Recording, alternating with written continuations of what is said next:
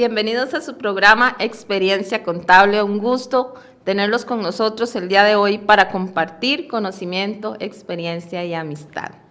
Recordemos que este programa Experiencia Contable ha nacido sin fin de lucro para capacitarnos de manera continua a todos los que amamos y trabajamos en esta profesión, desde los estudiantes, profesores, contadores públicos y contadores privados. Este mes ya está muy cerca para presentar la declaración de impuesto de renta, que es ahora el próximo 15 de marzo, solo que se nos habilitan unos días, ¿verdad? Por dicha. Se nos va a habilitar, sería el 17 que presentaríamos la declaración del impuesto de renta, pero queremos el día de hoy hacer como una especie de checklist y ver qué nos falta para poder hacer esas presentaciones de nuestros clientes, la de nosotros personal, la de las empresas donde trabajamos, y quién más para hablar sobre este tema si no es el máster Marcos Vargas Sile, que es socio director del despacho Consultores Financieros y Tributarios Vargas y Vargas, es un colaborador muy activo con nosotros, aunque este año 25 hasta ahorita viene. Así que le damos la bienvenida el día de hoy a Experiencia Contable y espero que, bueno, está estrenando casa hoy porque usted no había venido al nuevo set. Así que muchísimas gracias, don Omar, como siempre, estar con nosotros. Gracias. Bueno, no, sí, ya estuve aquí. Sí estuvo aquí, en esta casa nueva, yo no me acuerdo. Sí, está muy bonita y ya. ¿Cuándo fue que viniste? Es como a principios. A finales de año fue. Sí, cierto. Sí, bueno, no, muchísimas gracias, Ivette, como siempre, por la invitación y pues por la oportunidad de conversar un poquito. Un tema que no deja de tener siempre muchas aristas, un tema que todos los años nos trae algo nuevo, Ivette, digamos, un poquito, digamos, yo creo que esa es un poco la premisa del día de hoy, conversarles a ustedes algunos aspectos nuevos. Por ahí haya una presentación con algunos detalles, pero la idea de esto, como dice, es hacer un repaso, esa lista de repaso, ¿verdad?, de aspectos que hoy podrían tomar más relevancia, solo para anticipar un poquito, que lo vamos a hablar tal vez con más detalle. Exacto. Precios de transferencia, ya tenemos el tema de la declaración. Ese es un punto ahí que ya vi que está sobre la mesa, como dicen. Exacto, y esa es la primera declaración, sería para el periodo 2024, ¿verdad? Entonces, es muy probable que hoy estemos preparando un cierre fiscal sin saber todavía la fecha exacta de preparar la declaración de precios de transferencia, pero ya con una resolución que dice, indica que nos va a tocar eso. Eso es un tema... Pero supongo que van a dar espacio para hacerla, porque para las empresas grandes se lleva su tiempo hacerla. Mira, sí y no, te voy a ser honesto, aunque suena como un tema novedoso, lo único novedoso es la declaración, porque la regulación de precios de transferencia tiene ya bastante tiempo de existir. Seguiríamos con la misma directriz. Sí, el tema es que lo que no habíamos logrado hacer, digamos, en los contribuyentes es una declaración. Entonces, ¿qué es lo que pasa? Hoy probablemente todavía hay un buen grupo de contribuyentes que no han hecho su estudio de precios de transferencia, que es la base fundamental para poder preparar esa declaración, y hoy tenemos una gran disyuntiva y es un cierre de 2024 con una prevista de presentar una declaración de precios de transferencia 6 meses después de que se apruebe la resolución, que todavía está en borrador, todavía no está aprobada, y sería para el periodo 2024. Entonces, esto es un tema que no es ligero, ¿verdad? Es un tema que tal vez durante muchísimos años, ante la ausencia de una declaración, los contribuyentes han dejado pasar de alguna manera. Y hoy... Yo sé empresas que las tienen atrasadas, sí, las están haciendo, pero están atrasadas. Sí. Estamos hablando que están en el 22 o en el 21. Exacto. Y es que es un estudio que no se resuelve en 1, 2, 3 días, ¿verdad? Es un estudio que lleva su tiempo de elaboración, ¿verdad? 1 mes, 2 meses, dependiendo de la complejidad de la empresa y de las situaciones. Entonces, ese es un tema, ¿verdad?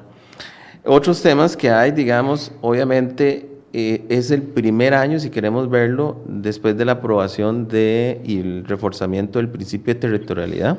Te recordás que eso fue algo a finales del 2023, donde se aprobó una ley para que Costa Rica saliera de la lista negra de países allá en Europa, y eso generó una transformación importante en materia de impuestos sobre la renta, y este es el primer año que tenemos, digamos, esa situación. Otro aspecto que tal vez no es del periodo 2024, pero que también está pasando, es que, y estoy seguro que vos probablemente ya lo has percibido porque estás muy involucrada con entidades sin fines de lucro, es que el primer periodo de la nueva ley 9635 para entidades asociacionistas y algunas otras, iglesias, inclusive demás, con pago de impuesto de renta es el 2020, pero este 2020 ha significado auditorías en este periodo. Me imagino que has visto, bueno, yo he tenido la oportunidad de trabajar en varios de estos procesos de auditoría de ese periodo en específico.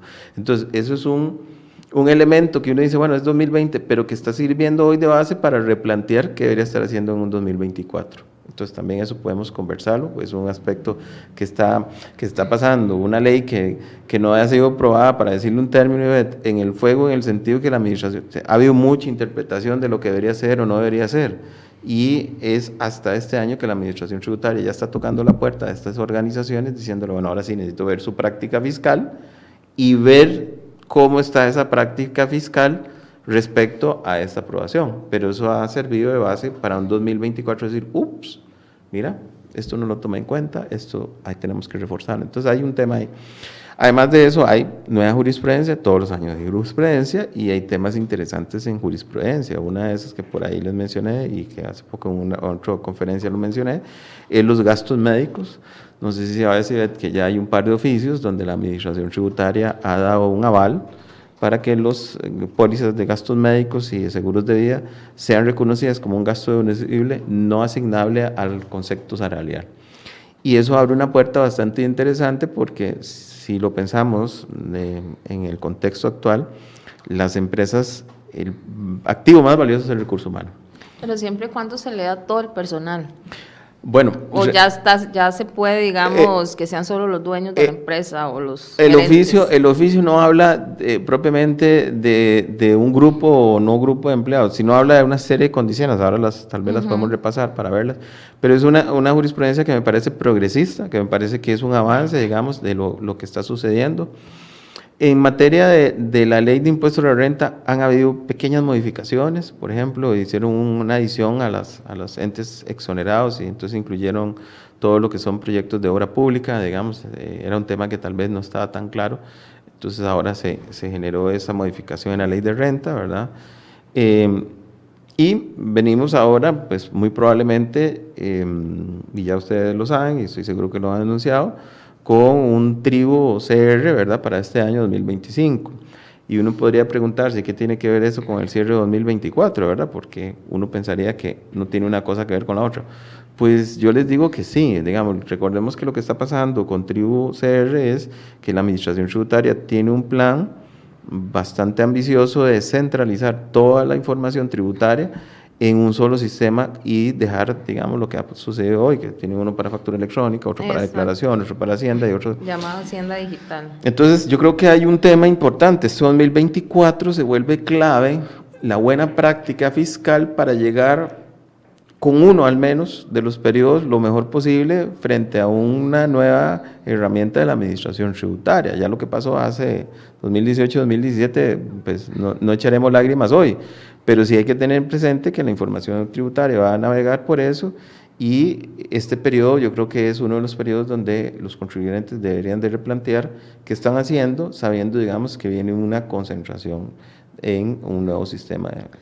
Sí, es como un antes y un después realmente, porque digamos, bueno, supuestamente arrancábamos en junio con el 4.4, ya lo pasaron para septiembre, ¿verdad? Entonces se supone que toda esa plataforma digital también va a tener un retraso, ¿verdad?, para su implementación, pero creo que esto ayuda a que pongamos digamos, el 2024 y empecemos a hablar con los clientes, a hablar con los empresarios de que este cambio viene, de que tienen que mejorar sus controles, sus procedimientos a nivel tributario, porque entre más pase el tiempo, más controles van a haber y van a tener que tomar decisiones, porque las famosas rentas de oficio que supuestamente van a salir ya cuando estemos con Hacienda Digital o provistas, ¿qué tantas diferencias van a existir entre lo que yo estoy presentando ahora con lo que los nuevos sistemas me van a generar? Claro. ¿Verdad? Entonces ahí es donde dice, ¿cómo puede ser posible que, no sé, poniendo un número de 20 millones que usted me reportó, que eran de ingresos, aquí le están saliendo 50. Claro. O una renta más alta de lo que usted pagó en el 24, que fue lo que pasó en ese periodo. Claro. Entonces ahí es donde van a empezar las fiscalizaciones. Entonces Sí. yo creo que conversando el tema de origen que teníamos, el famoso checklist es también meter líneas previstas de lo que va a suceder para el 2025. Sí, es que por eso cuando vos me planteaste el tema, yo creo que era importante traer estos temas a colación y vos lo acabas de decir muy bien. Yo creo que hoy, más que nunca, es importante, digamos, acercarnos a nuestros clientes, hacerles ver los cambios que vienen. Y un día esto se hablaba de eso, Ivette, por ejemplo, con el autollenado de declaraciones, que es uno de los temas que yo creo que a los contadores le crea cierto grado de incertidumbre, ¿verdad? Porque uno dice, bueno, entonces pareciera que esa labor, digamos, el contador no va a tener, digamos, una labor intensa, por lo menos como la tenemos tal vez el día de hoy. Pero ve qué curioso, digamos, cuando yo he hablado esto con compañeros chilenos, mexicanos, peruanos, que eso ya son realidades en esos países, digamos, lo que ha sucedido es que el rol del contador ha cambiado, ¿no? Ha cambiado, sí, yo Entonces, también. Cuando más he conversado con mexicanos y nos dicen que el rol del contador se elevó, correcto. el perfil como tal. Por supuesto, porque ahora entonces, a la diferencia de lo que hacíamos hoy, que si yo hago una buena o mala práctica contable, no se notaba, hay que decirlo, digamos, de esa manera, hoy tenemos una administración tributaria tecnificada, digamos, con una información ampliamente recibida, que probablemente va a llevar un buen tiempo para que sea efectiva, pero que de alguna manera nos obliga a nosotros a tener contabilidades con un nivel distinto probablemente del que algunos colegas hacen hasta este momento. Entonces yo creo que es una gran oportunidad, más bien al contrario, de nosotros hacer valer, digamos, la importancia del contador dentro de las organizaciones, ¿verdad? Pero bueno, ese es uno de los tantos temas, ¿verdad? Es parte de los cambios que vienen realmente. Estamos a menos ya de 15 días para hacer la presentación del impuesto sobre la renta. Actualmente todos los contadores que nos ven el día de hoy, más de uno está en la computadora haciendo declaraciones de impuestos, ¿verdad? Y en reuniones de este tema. ¿Qué tengo que valorar yo?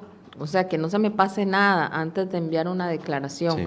O sea, esos puntos claves que yo como contador tengo que velar que estén a la fecha. O sea, ya estamos casi encima de la declaración. Supuestamente todos esos checklists deberían uno aplicarlo desde enero de cada año, para que al final ya salga todos los números correctos. Correcto. A la hora de la declaración. Bueno, yo creo que hay un elemento esencial y básico en cualquier ejercicio de preparación de declaración de renta, cuando vos hablas de esto, y es la preparación de la conciliación fiscal, ¿verdad? Que yo creo que es el primer elemento. Pero, sin embargo, yo te voy a hacer, digamos, mi opinión sobre un tema, digamos, que en veces nos come, ¿verdad? Para mí la declaración de renta se prepara durante todo el año, ¿verdad? Es decir, yo no puedo pretender que hoy a 2 semanas voy a repasar si tengo todas las facturas, si todas las declaraciones fueron presentadas en tiempo y forma, si concilia o no concilia todos los datos de declaraciones, planillas de la caja, etc. Yo creo que obviamente el sistema actual nos está obligando a que nosotros tengamos que llevar un control muy exhaustivo, digamos, durante todo el año. Y finalmente, el cierre fiscal, lo que estamos acostumbrados nosotros a hacer, se vuelve un ejercicio de revisión ya de alguna manera de calidad más que de revisión, porque me toca a mí, mediante una conciliación fiscal, validar una serie de conceptos, pero en el fondo, detrás de todo esto, si está documentado o no el gasto, digamos, ya creo que no sería el momento más oportuno para ir a hacerlo hoy, ¿verdad? Para corra hoy. Pero entonces yo creo que si estamos hablando de un cierre fiscal, quería nada más hacer ese tema, ¿verdad? Y yo creo que la otra parte, sí, hay que trabajar, por ejemplo, una conciliación fiscal, que es un primer elemento. Yo creo que hay que hacer, que es uno de esos temas de que uno debería hacer repaso, un checklist de elementos básicos en una preparación de declaración de impuesto de renta, como son que la conciliación de factura electrónica versus estados financieros y esas divergencias. Un día estaba viendo un caso de un traslado de cargos en una empresa y era muy curioso, digamos, la administración tributaria, y cuando uno revisa el caso, el 90% del caso es por algunas inconsistencias determinadas por la administración tributaria, que no pega la declaración de impuesto al valor agregado con la declaración de renta, que no concilia el reporte de ingresos con el reporte de los estados financieros. Entonces yo creo que hoy, digamos, obviamente el primer ejercicio es una conciliación fiscal y una serie de cruces de datos que nos permitan a nosotros tener un grado de seguridad razonable que la declaración de renta está siendo al menos razonablemente presentada y no tiene sesgos sustanciales, ¿verdad? Yo creo que ese es como el primer ejercicio. Y en ese primer ejercicio, yo creo que Ivette, hay un tema de fondo que no podemos dejar pasar y es el análisis conceptual de la preparación de la declaración de renta. Como te decía, hoy se unen nuevos factores, tal vez más técnicamente más complejos, como una declaración de precios de referencia, que ustedes dirán, bueno, pero de nuevo, ¿qué tiene que ver eso? Bueno, es que los ajustes de precios de transferencia, cuando yo los determino, los debería correr en el cierre fiscal.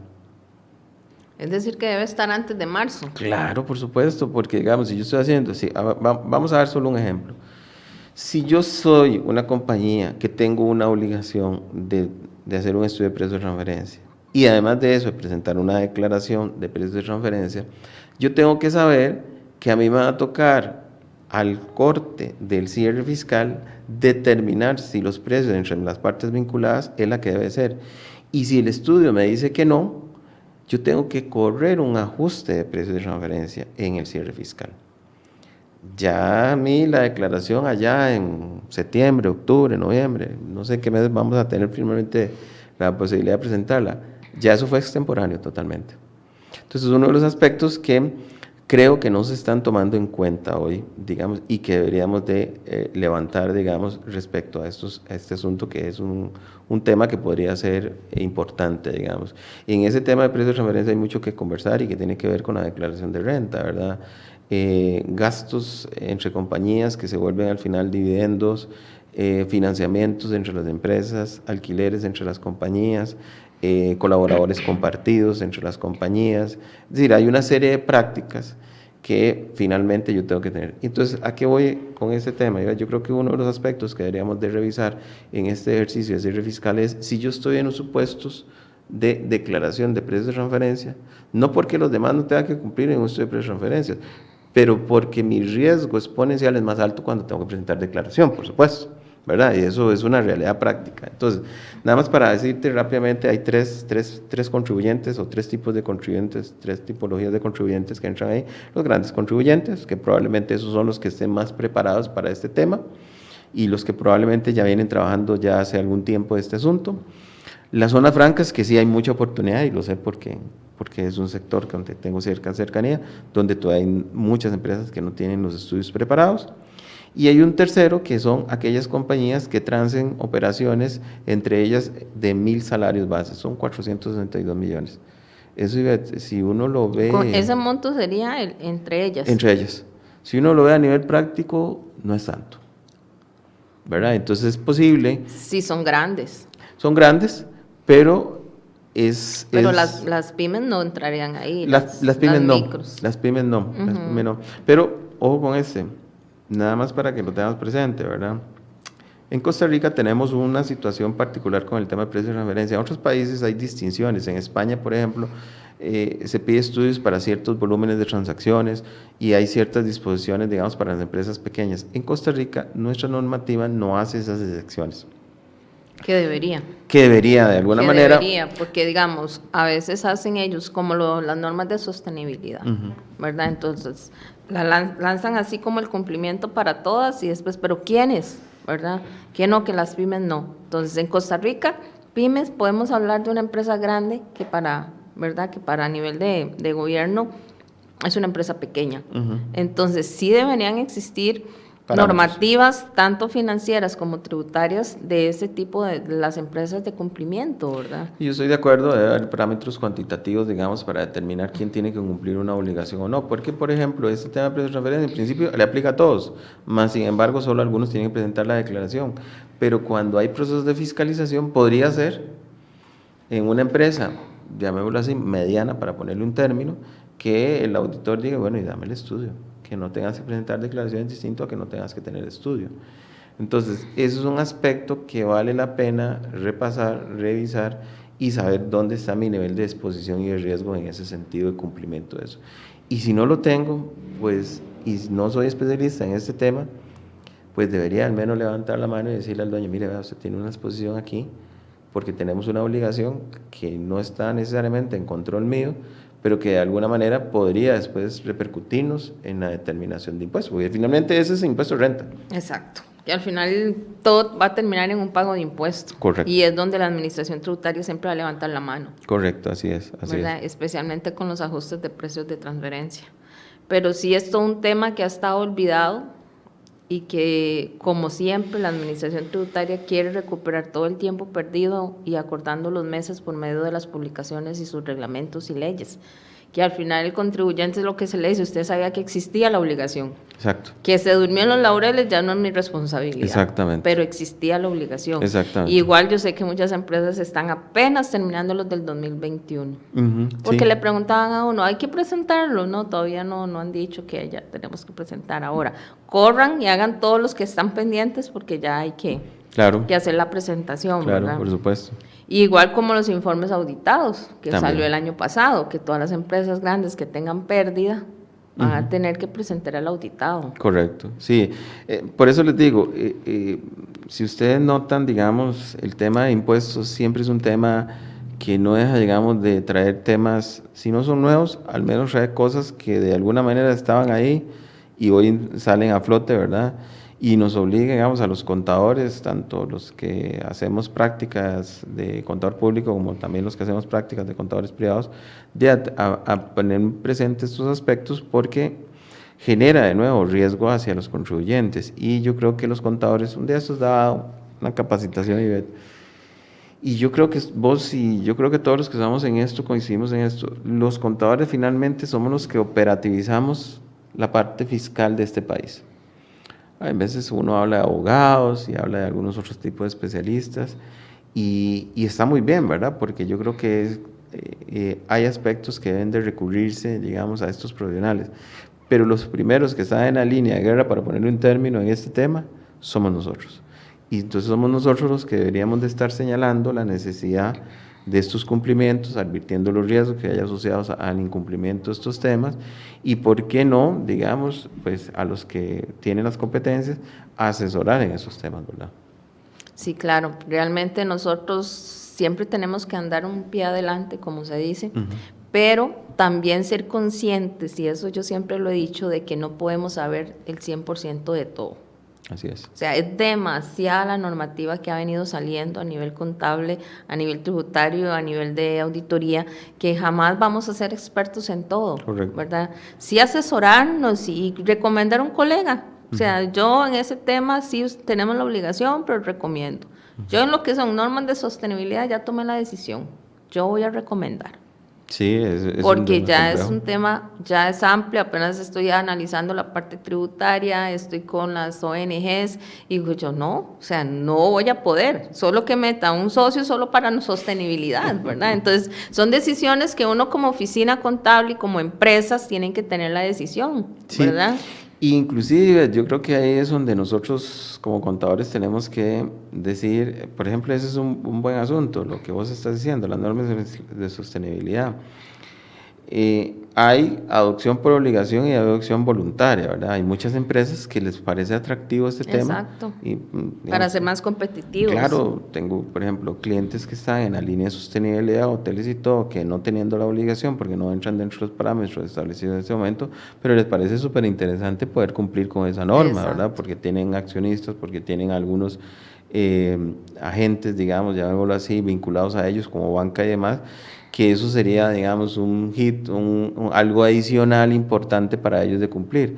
Pero sí, es de reconocer, como decís, es un tema complejo, trae muchas aristas.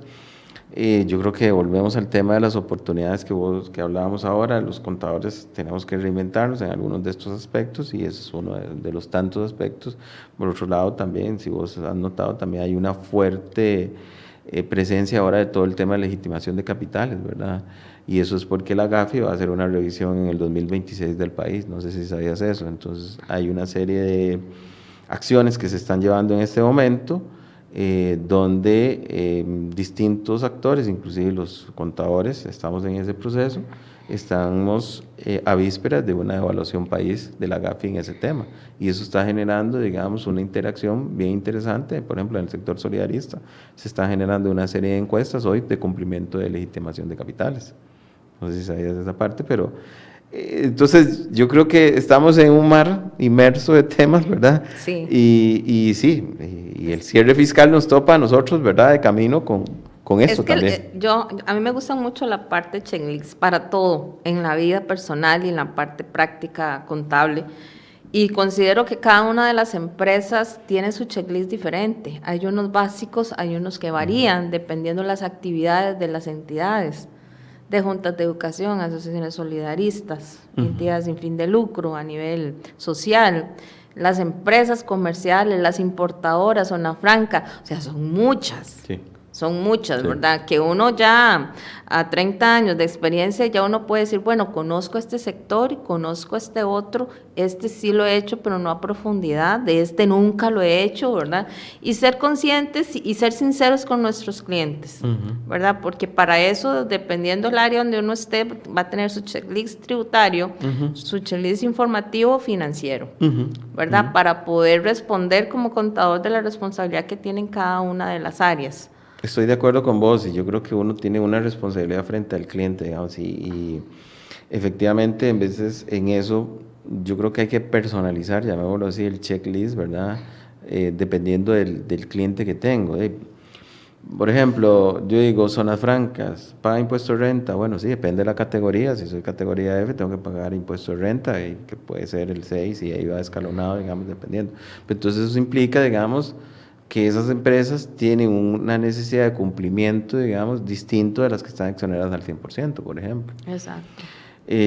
ONGs, que vos lo mencionás, y yo creo que es uno de esos aspectos de checklist. Bueno, entonces uno de los aspectos que yo debería verificar en mi organización sin fines de lucro es si estoy haciendo actividades de lucro que están obligadas a pagar impuestos de renta. Exacto. ¿Verdad? Porque creo que es uno de los temas que toca el día de hoy, ¿verdad? Si estoy en el sector comercial, yo creo que ahí la línea va por otro tema. El checklist probablemente va a pasar por hacer una revisión exhaustiva de mi soporte contable por mis determinaciones de impuestos y demás, porque tal vez hoy la discusión ya no es tanto conceptual, sino más bien es un tema de orden financiero contable y de organización de información. Entonces, yo creo que obviamente todos esos matices, como bien vos lo decías, van a depender del tipo de organización que yo estoy atendiendo, del nivel de cumplimiento que las disposiciones actuales le van a pedir, y además de eso, de mi ejercicio contable durante todo el periodo, ¿verdad? Entonces, yo creo que ese es parte de lo que acabas de decir, de esa lista de verificación. Eso es como los pilotos, ¿verdad? Cuando terminan el avión van y hacen un check de todos los elementos Sí, que tienen claro, que manejar. que tienen que manejar. Yo me acuerdo, usted también se acuerda cuando empezamos, el checklist era pequeñito. Sí, claro. El checklist era, algunos ni siquiera tenían IVAs, entonces era renta anual, Sí, sí. ¿verdad? Entonces yo analizando cuando vienen clientes nuevos, ¿verdad? Que uno dice qué le ofrece o qué necesita hacer. Ya hay que investigar más allá de una declaración del IVA y una declaración de renta. O sea, cuáles son las obligaciones que tiene por el tipo de actividad que va a realizar y los riesgos que tiene. Correcto. Entonces, yo analizando, digo yo, mira, cuando uno empezó, uno nada más verificaba si era servicios o si era comercial para ver cuáles eran las obligaciones, si era algo sencillo y rápido. No, Ahora no. Y antes era más llano el tema, Ivette, recordarte, por ejemplo, solo para comentarte un poco, por ejemplo, en temas de auditorías en el sector solidarista, digamos. Antes la preocupación más grande de tener una asociación solidarista era presentar la declaración y ya, nada más. Hoy, por ejemplo, de lo que yo te decía, hoy que ya las auditorías que se están dando son del 2020, es decir, primer año de aplicación de la 9635, el elemento más importante no es la determinación del impuesto. Ojo con lo que le voy a decir. El elemento más importante en estos procesos de auditoría es el soporte documental que yo pueda dar a la administración tributaria sobre los ingresos exentos. ¿Por qué? Porque Si yo le dije a Hacienda, estos 100 pesos pagan impuestos, pero estos 1.000.000 no pagan impuestos, cuéntame por qué estos no pagan. Y entonces hoy, digamos, las auditorías hemos tenido que entrar a profundidad a justificar todas las transacciones, por ejemplo, en este caso con asociados, para que ellos puedan validar efectivamente esa condición de asociados, que efectivamente estaban vigentes en el tiempo en que se dieron las operaciones y que entonces, por lo tanto, ese ingreso exento que yo estoy declarando tiene sentido. Entonces, lo que vos decís, el abordaje de los clientes es completamente distinto. Completamente diferente. Entonces, podríamos decir que no tenemos un checklist estándar realmente para el cumplimiento de un cierre fiscal. Yo diría que no. Yo creo que podemos hablar de algunos elementos generales, ¿verdad? ¿Como cuáles? Bueno, vamos a, tal vez, y podemos ir haciendo de los que sí deberíamos de tener todos. Uno, por ejemplo, es un estado financiero con la NIF. Ese no nos lo brincamos en ninguna entidad, ¿verdad? Y si al menos, si no es una organización de carácter lucrativo y estoy enfrente de una ONG y no tiene la práctica de llevar, digamos, con estándares, normas internacionales, yo sí debería tener por lo menos una revisión clara de mis prácticas contables, que no haya una contradicción con materias de impuestos, ¿verdad? Entonces, esa es una parte que sí no debería brincar. Otra parte que no debería dejar de ver en mi checklist, los libros contables. Esos tampoco, esos no han desaparecido. Pues en el caso, vea qué interesante, ayer me preguntaban eso, en el caso de las empresas comerciales se volvieron digitales, pero la pregunta es, ¿y si las ONG se volvieron digitales o no? Yo necesito un diputado para llevar ese proyecto. Bueno, ese es un tema. Necesitamos eso porque no es justo. Es interesantísimo, digamos, porque lo que ha pasado es que efectivamente hay resoluciones que hablan de entidades comerciales y esas son las que... Y deja a grupos por fuera. Correcto. Entonces es uno de los temas que deberíamos de revisar. El otro tema que deberíamos de revisar hoy, sabiendo que la Administración Tributaria ha avanzado en sus convenios, inclusive este año vino jurisprudencia interesantísima, digamos, donde ellos precisamente hablan del cruce de información de la caja con ellos, es el cumplimiento a nivel laboral, ¿verdad? Que eso es un aspecto que no puedo dejar de percibir en un cierre, es decir, ¿dónde estoy yo con el cumplimiento laboral, con el cálculo de los extremos laborales y la deducibilidad de esos gastos, ¿verdad? Entonces, ese es un tema que tampoco debería dejar de pasar en mi lista de referencia, ¿verdad? Otro aspecto que yo diría que deberíamos de evaluar, que hoy también está sin resolver, es el diferencial cambiario. Ay, ese es otro. Ese tema siempre sale en cada cierre. ¿Verdad? ¿Qué decisión tomo? Sí, es una decisión compleja porque hoy, te cuento, digamos, no sé si sabes esto, nosotros desde el Colegio de Contadores Públicos tuvimos una iniciativa de un proyecto de ley que ya fue aprobado en primer debate sobre este tema.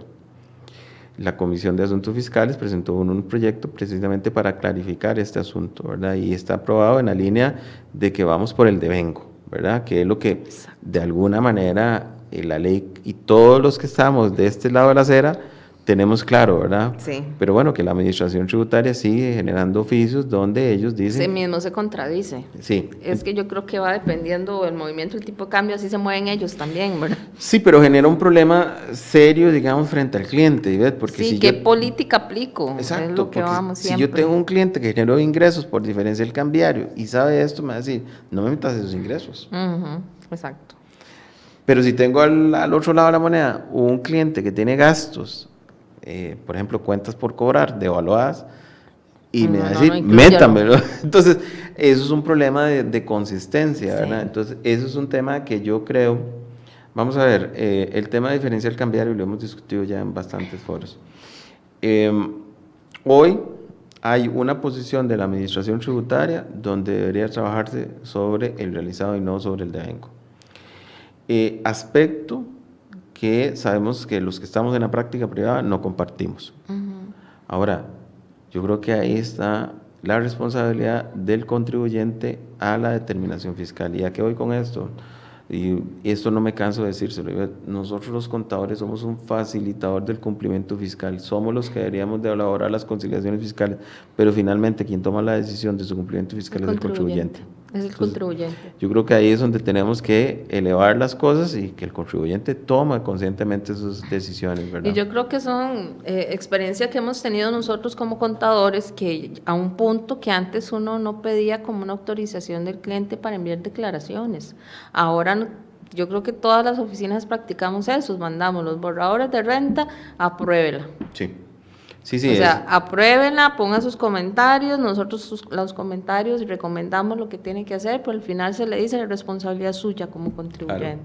Claro, porque es que el asunto hoy, más que nunca, y vos lo decías ahora de cuando iniciamos nosotros, antes cuando le llegaba un cruce sombra, un D151, cuando lo hacíamos a pie, pasaban 6 años. Hoy, a los 2, 3 meses de haber presentado el cruce, le están avisando a uno que hay un error y hay una situación, ¿verdad? Yo tengo un cliente que es gran contribuyente y tuve un asesor o un gestor por muchos años y me lo cambiaron hace poco. Y yo vacilo y le digo, ¿y usted parece un cobrador de gota a gota? O sea, un microsegundo que no hayamos presentado algo, ahí está el correo de la administración tributaria. Sí. Las famosas sanciones que uno paga lo del 1%, correcto, ¿verdad? Cuando no paga la declaración, aunque la presentó en forma. Y entonces vacilábamos porque, ¿qué decía el contribuyente? Ay, es una lotería, no lo pague. Exacto. No lo pague, dejemos que prescriba o lo que sea. Este señor no ha pasado ni en 30 segundos de que no pagamos cuando ya nos dice, tienen que pagar la multa, ¿verdad? El 1%. Entonces, y me acuerdo que hizo un estudio del 2019, y sí cobró todas las que se han pagado atrasadas. Y el otro gestor no lo hizo nunca. Entonces fue un cambio de mentalidad que yo lo vacilo a él, le digo, ¿dónde lo consiguieron usted? En Beto lo presta, le digo, algo así, ¿verdad? Y me dice, ay, no, es que nos obligan ahora, nos están pidiendo mucho, ¿verdad? Y está bien, digamos. Pero está bien, a lo que yo voy es que, digamos, es responsabilidad del contribuyente. Claro, por supuesto. Uno asesora y les dice, si usted paga tarde, tiene ya una contingencia de una sanción. Sí. Otro aspecto, Ivette, que en esa lista de verificación que podríamos hablar de aplicación general, ¿verdad? Yo creo que, como lo dijiste ahora muy bien, hay que hacer la camisa a la medida, todas llevan botones las camisas, bueno, sí, digamos, en general las camisas todas llevan botones, entonces podríamos seguir con esa lista de las cosas que sí. Otro es la revisión del estado de cuenta integral. Hay muchas veces situaciones, tanto de la administración tributaria como del contribuyente, donde hay un efecto en créditos negativos. Por ejemplo, hace poco tuve un cliente que me decía, mira, cometimos un error, teníamos unos créditos a favor, empezamos a aplicar y nos pasamos de la cuenta. Sí, me emocioné. Pero bueno, también está al otro lado de la moneda, donde tenemos un cliente, por ejemplo, que el día de hoy le están reviendo deudas que ya nosotros habíamos resuelto hace 2 años y tuvimos que volver a recurrir a los oficios de hace 2 años para decir, mire, pero esto ya lo habíamos visto. Entonces, ¿por qué digo esto? Porque llegamos a un 2024 con un cierre, además de la conciliación y demás, donde yo tengo que determinar si tengo créditos fiscales vigentes, válidos y adecuadamente conciliados con mi contabilidad, si además de eso tengo registro de pérdidas en el caso que aplique, pérdidas diferidas a aprovechar en este periodo. Entonces, dentro de esa lista de verificación yo debería tener seguridad de que los créditos que estoy utilizando son válidos. Y cuando yo digo son válidos, no solo, vea, ojo un de estos me pasa con una empresa Zona Franca. Y me dice, mira, es que nosotros tenemos ahí como 200 millones a favor. Es interesante, ¿verdad? Y el error era que la administración tributaria en el estado de cuenta no había incluido la declaración de renta de un periodo. Es decir, incluyó el pago, más no la declaración. Entonces salía como un saldo a favor. Entonces, ojo con los estados de cuenta, tampoco son la Sagrada Biblia, tenemos que revisarlos y conciliarlos con la contabilidad, porque se toman decisiones, en este caso, precisamente basado en esto que estamos hablando, donde el contribuyente dice, es que yo tengo unos créditos a favor ahí. Entonces, y a veces los cortes no son iguales, los contables con los fiscales. Sí. Entonces ahí depende cómo le han reportado lo de las retenciones también. Exacto. A veces pegan unos picos ahí rarísimos. Exacto. Que uno dice, pero ¿dónde sacaron que yo no tengo ese saldo a favor o que tengo ese saldo a favor? Correcto. Eso me lleva a otro tema que también está inmerso obviamente en este proceso de cierre fiscal, Ivette, y es ese cuidado que debemos de tener en este tema de los saldos a favor. Vos sabés que los saldos a favor finalmente pueden tomar dos caminos, o la compensación o la devolución. Esos son los dos caminos. El más pacífico, si queremos llamarlo de alguna manera, es el de compensación. Y el de la devolución es un poquito más riesgoso, es ir a Hacienda a decirle, devuélveme plata. ¿Qué es lo que pasa? Y este año particularmente hemos visto varios casos donde hemos tenido su situación con la administración tributaria. Hay clientes que hacen determinaciones fiscales no teniendo necesariamente a favor, por ejemplo, en ONGs o en organizaciones como asociaciones solidaristas y demás, donde dicen, mira, es que yo siempre me he aplicado todos los IVAs que tengo, pero mira, ¿alguna vez te has preguntado si eran deducibles o no todos esos IVAs? Entonces generan créditos en un estado de cuenta que después a la postre van y hacen una solicitud de devolución y la administración tributaria los devuelve y les dice, no, Más bien me debe. eso usted no tenía derecho, usted más bien excedió los créditos porque eso que usted dice que es un crédito deducible, resulta que por su actividad económica no le toca. Entonces, yo creo que uno de los temas que sí hay que hacer un esfuerzo es una revisión bastante detallada del crédito y el uso de esos créditos en la declaración de impuesto de renta para este periodo, digamos. Yo creo que esta praxis, digamos, de aplicación de créditos, ¿verdad? Yo creo que eso va a morir ahora que venga Hacienda Digital, porque ya va a haber un cruce más directo y ellos van a tener un panorama más abierto de las facturas que están llegando a las plataformas. Actualmente está, digamos, que unas sí pueden ver, otras no, ¿verdad? Y ahora que con el 4.4 eso se va a habilitar mejor para ellos. Entonces yo lo que estoy haciendo es como una campaña de, si está haciendo algo malo, corríjase ya, porque si no... Sí. Luego le va a ir feo ya cuando le vean todo el panorama. Sí, eso que vos decís, tenés mucha razón. Yo creo que hoy, y por eso es que yo hablaba que para mí este cierre tiene un aura, digamos, de cuidado adicional, ¿verdad? Porque creo que es el último que vamos a ver, digamos, eventualmente con un sistema de Hacienda desgranado en múltiples sistemas y vamos a entrar en un 2025 en un tribu. Muy probablemente con otra perspectiva y otro enfoque de control que hay ustedes.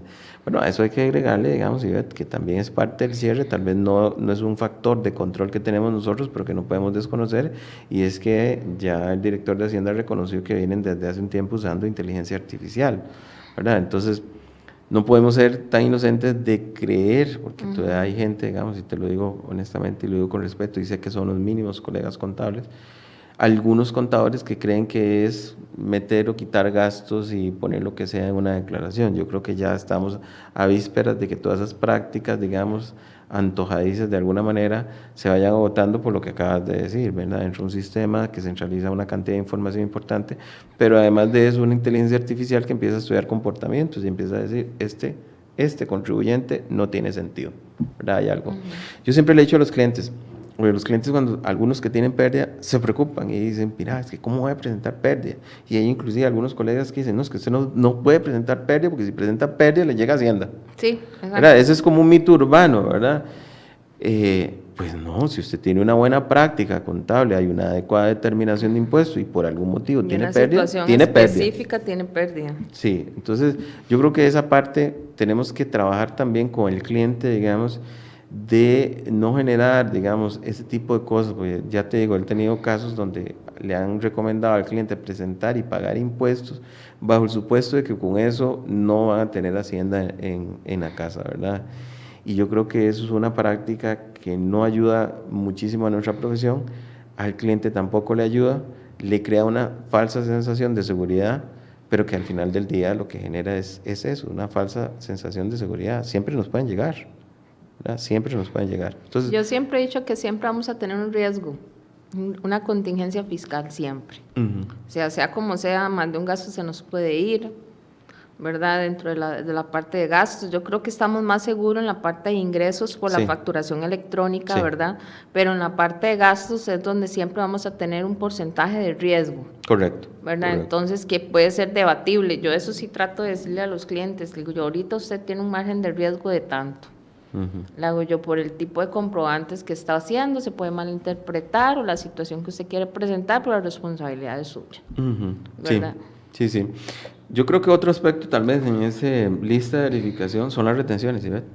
No podemos omitir, digamos, que frente a todos los controles de automatización que la administración ha establecido por medio de tarjeta, las retenciones que se han dado, pues nos obliga también a verificar esos datos antes de. Y entonces ahí tenemos que acudir a instituciones financieras, instituciones públicas, digamos, a solicitar certificado, ojo ¿verdad? Esa información. Porque muchas veces nos damos cuenta que pues, está bien, digamos, se lleva un control contable de alguna manera, pero no se solicita eso. Y entonces al final del periodo pueden haber diferencias ahí. Y recordemos que finalmente, ya me ha pasado ya algunas oportunidades, no sé por qué, pero la Hacienda casi siempre da el beneficio de la boda al banco y no al contribuyente. Mira, es que el banco tengo esto, y usted me Sí, dice tanto, qué raro. sí. Inclusive en un caso irónico nos mandaron a decir que pidiéramos una declaración al banco para demostrar que ellos habían pagado una retención que nos habían hecho en un cliente. Entonces, ya eso es exceso, ¿verdad? Es casi de risa, es casi de chiste, pero ahí la tengo, la resolución, el comunicado de la respuesta de Hacienda, ¿verdad? Bueno, para decirles, de ustedes que creen, hagan su trabajo, ¿verdad? Pero bueno, pasan esas cosas. Yo creo que otro aspecto de eso es precisamente esa verificación de retenciones y esa debida certificación, porque en un proceso de fiscalización es muy dado que el contador, con su mejor entender, sale ahí con una listita de Excel de las retenciones y todo, y el mismo funcionario de Hacienda me dice, ¿y qué quiere que yo haga con eso? Entonces es mejor tener eso certificado precisamente. Pero qué difícil, a veces hay entidades que no lo dan. Sí, sí, sí, y eso yo estoy consciente, es un tema, digamos, que no necesariamente en todos los casos va a ser sencillo, pero yo creo que es de esas cosas que deberíamos de tratar de salir adelante. El otro aspecto que también es importante en este sentido, digamos, es Ivette, el tema de la pérdida fiscal y el registro del diferido. Yo creo que ahí hay algunas confusiones en veces. Yo ayer hablaba con una colega y ella me decía, mira, pero yo registro la pérdida, entonces hago el diferido de la pérdida contable. Le digo, bueno, es que eso depende. Si la pérdida contable es igual a la pérdida fiscal, sí. Pero si usted hace un ejercicio y su pérdida fiscal es N y después de hacer la conciliación fiscal es Y, Exacto. pues esa es la que corresponde hacer el correspondiente Sí, no es diferido. agarrar lo que me da les da resultados. Sí, entonces yo creo que ahí también tiene que haber un tema de mesura y de cuidado con el tema de la aplicación de pérdidas y una revisión, digamos, detallada de si esas pérdidas están debidamente contabilizadas, si están adecuadamente calculadas, si obedecen y tienen coherencia a las declaraciones de renta que he ido presentando en periodos pasados, porque debería haber lógica entre esas dos condiciones, ¿verdad? Esos aspectos deberían de ser tomados en cuenta. Es parte de esos asuntos. El otro aspecto de esa lista de verificación que vos hablas, Ivette, es el IVA. Mira, y aquí hay una discusión interesantísima. Yo creo que algunos contadores le dicen a uno, es que mira, yo debería conciliar el IVA con la renta. Yo siempre les he dicho que la declaración de impuesto al valor agregado para mí es una declaración que por su propia ley tiene sus particularidades y demás, y yo no la puedo interpretar necesariamente como una conciliación con la declaración de renta. Yo lo debería ver como una coherencia de datos en la declaración de IVA versus la declaración de renta. ¿Y por qué hablo en esos términos? Porque probablemente en los estados financieros yo podría tener algunos otros elementos que no van a estar en la declaración de IVA. ¿Como cuáles? Como el diferencial cambiario, como una venta extraordinaria de Las una planillas. propiedad, las planillas, las depreciaciones, etcétera, etcétera. Entonces yo tengo que hablar de coherencia de datos entre la declaración de IVA versus la Sí, declaración una de renta. razonabilidad. Sí, Tener una razonabilidad de la operación financiera de en la los empresa. aspectos que tenga, ¿verdad? Con lógica, ¿verdad? Pero hay unos que obviamente no necesariamente van a coincidir, porque es que me he encontrado algunos colegas declarando absolutamente todo con el fin de que le pegue con la declaración de renta a ese nivel, ¿verdad? Y entonces ahí también lo que estamos generando hacia la administración tributaria es una información deficiente, digamos, una mala práctica fiscal. Y hay un tema que yo lo he dicho en algunos foros, digamos, con otras personas, y es que todavía hoy yo creo que la administración tributaria tiene cierta precaución, digamos, con aplicar algunas sanciones. Sabemos que hay una sanción por declaración, por información inexacta. Exacto. Pero ¿qué pasa? O crear un error para la administración tributaria. Ajá, pero ¿qué pasa cuando las declaraciones tienen información inexacta que tal vez no afecten una determinación, pero sí afecten, digamos, obviamente la información que la administración está recibiendo de mi parte? ¿Verdad? Y eso está pasando de alguna manera por esas prácticas de incluir X o Y cosas en las declaraciones. Sí, claro. Realmente, como conversábamos ahora, cada día se nos agrega una línea más a esos checklists de verificación. Y yo creo que uno de los fuertes, que obviamente uno no lo hace tal vez mes a mes de una manera exacta, que es la conciliación fiscal. Y hay una práctica que yo he tratado de hacer durante el 24, es hacer el impuesto de renta provisionado. ¿Verdad? Y darles una idea a los clientes en el momento que estoy presentando estados financieros, crear la línea del impuesto de renta, que no era una práctica que para nosotros era costumbre hacerla, ¿verdad? Especialmente los clientes querían saber del impuesto de renta hasta el día del pago, ¿verdad? Pero ya estarlo incluyendo hasta en los mismos presupuestos de las empresas, ¿verdad? Para que ellos vayan guardando ese dinero y pagando los adelantos de renta, que es un tema que realmente estamos ahora en marzo, pero si yo ya he venido haciendo de una manera preventiva y analítica cada mes con los clientes, van a llegar a un momento hasta decir, mira, vamos a pagar menos, ¿verdad? Por lo de las retenciones y todo que se verifican al final. Entonces, creo que parte de nuestro checklist debería haber un checklist mensual que se va a unir con este final, ¿verdad?, de marzo, para nosotros mismos como contadores no creer que solo marzo o solo febrero son los meses de cierre, sino que todos los meses anteriores también. Comparto con vos esa idea y me parece, digamos, que es lo lógico. Inclusive si vos hablas de una provisión o un registro, hay que recordar que hay una NIC, la 34 de Estados Financieros Intermedios, que obliga a cumplir, digamos, con las normas, incluido el registro del impuesto de renta, ¿verdad? Exacto. Entonces yo creo que volvemos a lo mismo.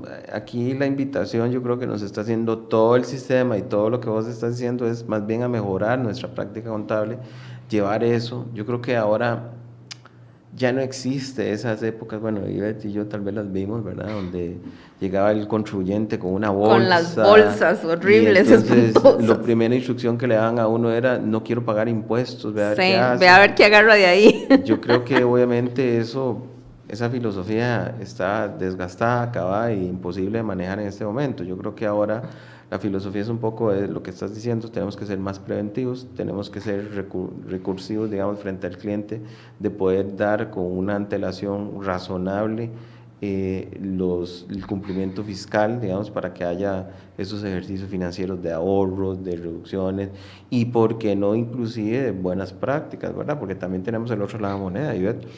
A mí me pasa clientes que llegan con 3 pagos parciales al final del periodo, que les sobró un montón de plata porque la renta era chiquitilla. Exacto. Y entonces uno les dice, pero ¿por qué no hicieron la reducción de pagos parciales? Que esa es una práctica que no se hace comúnmente. Sí, que eso es un temazo. Ese es un temazo que usted me debe hace tiempo, que una vez me lo contó así parcialmente y lo hablamos, pero es un tema muy, muy bueno, que si Dios quiere lo podríamos hablar ahí en mayo, junio. Exacto, inclusive yo te voy a ser honesto, eso es un tema nada más para dejarle aquí la iniciativa, digamos, yo sé que este programa lo usan muchas personas de los colegios y todo. Yo creo que hay que tener un acercamiento con la administración tributaria. Hace poco tuvimos un caso donde un cliente, te voy a contar el caso, digamos, es un restaurante, pues ha tenido una disminución significativa, digamos, en sus ingresos. De sus ingresos. Hacemos la solicitud de disminución de pagos parciales y la respuesta es que no, porque ellos la disposición que tienen es que tiene que haber una reducción por ingresos extraordinarios.